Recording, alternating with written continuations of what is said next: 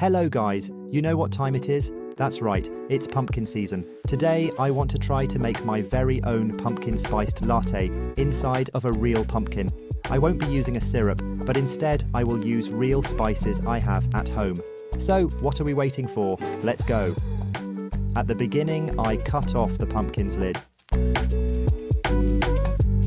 Look at this beautiful orange colour. Then I cut off a small part on the bottom so that the pumpkin can stand better. Now it's time to hollow out the pumpkin. Is that me on the spoon? Hi there. Well, let's get started. Phew, the pumpkin is pretty hard. It's much harder than I thought at the beginning. I'll make a circle first, then hopefully I'll get to the inside. Yay, now the pumpkin is finally open. Now I have to get all the seeds out. I'm definitely going to fast forward because otherwise the video would probably take 20 minutes and nobody wants to watch me hollow out a pumpkin for 20 minutes.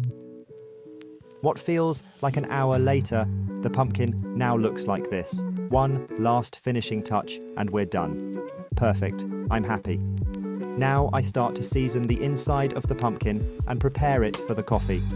I use a spoonful of sugar, cinnamon, and a little bit of cardamom. This is what the inside of the pumpkin looks like now. I will now shake it a little so that the spices mix a little better. Now we need a double shot of espresso. To do this, I put 18 grams of coffee beans in my grinder.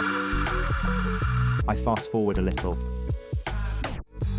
Then I do my typical puck prep, starting with the WDT tool. This way, I get rid of all the clumps and distribute the coffee perfectly in the portafilter.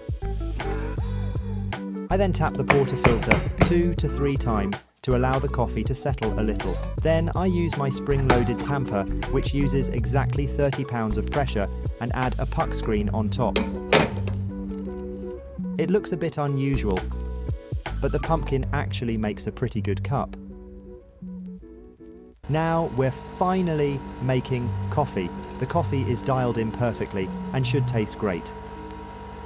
I am going for a 1-to-2 ratio, so 18 grams of coffee in and 36 grams of coffee out. Look at that. Looks like nougat. Because we want to make a pumpkin spiced latte, I'm going to froth up some milk. I'm fast forwarding a bit here again so you don't have to wait so long. Now we come to the final step before the taste test, putting the steamed milk into the pumpkin. I tried to do some latte art, but unfortunately I didn't get it perfect in the pumpkin. Look at the pumpkin spiced latte in front of the mountain panorama, isn't that nice? What do you think of the end result? I think the pumpkin coffee is definitely a visual highlight. Now it's time for the taste test.